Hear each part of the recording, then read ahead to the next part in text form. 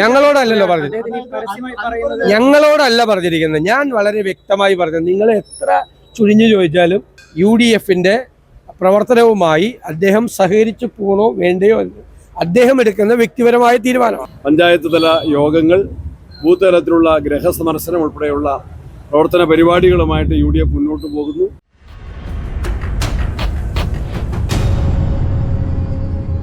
ഇവിടെ ബഹുമാനപ്പെട്ട KPCC president ഇവിടെ സൂചിപ്പിച്ചതുപോലെ എല്ലാ തെരഞ്ഞെടുപ്പ് ഒരുക്കങ്ങളും നടത്തി ഞങ്ങൾ മുന്നോട്ട് പോവാണ്.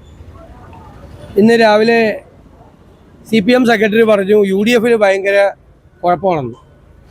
UDFൽ ഒരു കുഴപ്പമില്ല, അങ്ങനെ ആരും ആശിക്കുകയും വേണ്ട.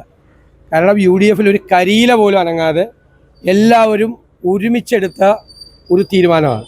കോൺഗ്രസ് പാർട്ടിയിലെ മുഴുവൻ നേതാക്കന്മാരുടെയും ഏകകണ്ഠമായ തീരുമാനം.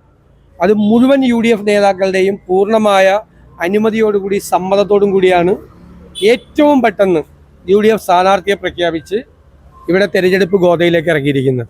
ഞങ്ങൾ ഇതിനു മുൻപേ തെരഞ്ഞെടുപ്പിൻ്റെ മുന്നൊരുക്കം ഭംഗിയായിട്ട് തുടങ്ങിയതാണ്. ഞങ്ങൾക്ക് ഏത് സമയത്ത് തെരഞ്ഞെടുപ്പ് പ്രഖ്യാപിച്ചാലും ആ തെരഞ്ഞെടുപ്പിൻ്റെ പ്രവർത്തനം 24 മണിക്കൂറിനകം ആരംഭിക്കുന്നതിന് വേണ്ടിയിട്ടുള്ള എല്ലാ സന്നാഹങ്ങളും. ഇത് പരമ്പരാഗതമായ ഒരു UDF മണ്ഡലമാണ്.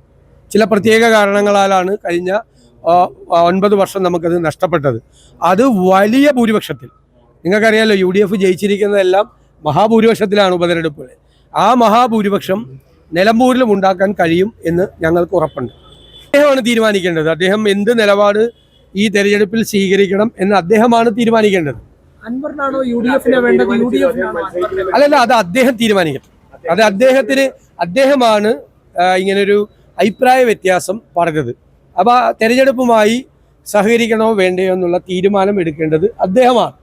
തെരഞ്ഞെടുപ്പുമായും സ്ഥാനാർത്ഥിയുടെ പ്രചരണവുമായും അദ്ദേഹം സഹകരിച്ചാൽ തീർച്ചയായിട്ടും ഞങ്ങൾ ഒരുമിച്ച് പോകും. ഞങ്ങൾക്ക് അതിൻ്റെ അത്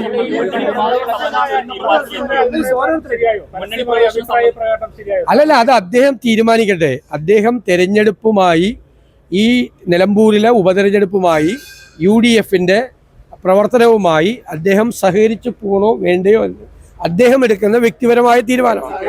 അല്ല, ഞാൻ പറയട്ടെ അദ്ദേഹം എടുക്കേണ്ട വ്യക്തിപരമായ തീരുമാനമാണ്. ആ തീരുമാനം അദ്ദേഹം എടുത്തു കഴിഞ്ഞാൽ അപ്പോൾ UDFന്റെ അഭിപ്രായം.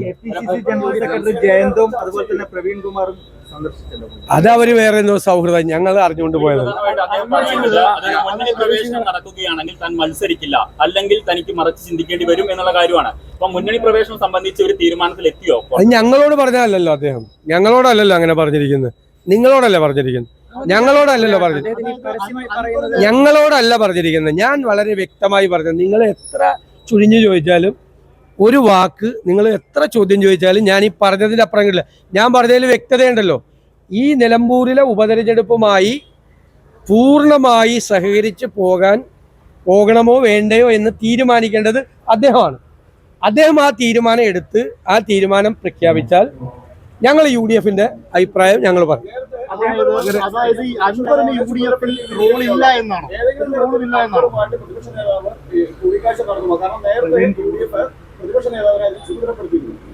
അല്ല, അത് ഞാൻ നിങ്ങളോട് പറയേണ്ട ആവശ്യമില്ല.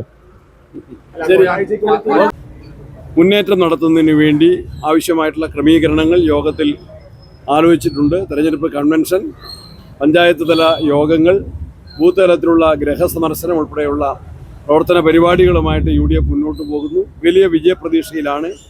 സർക്കാരിൻ്റെ ജനദ്രോഹ നയങ്ങളെ തുറന്നു കാട്ടാൻ ഇതിനു മുൻപ് കേരളത്തിൽ നടന്ന ഉപതെരഞ്ഞെടുപ്പുകളുടെ ഫലം പോലെ തന്നെ UDFന് വൻപിച്ച ഭൂരിപക്ഷത്തിൽ ജയിച്ചു വരാൻ നിലമ്പൂരിൽ സാധിക്കും.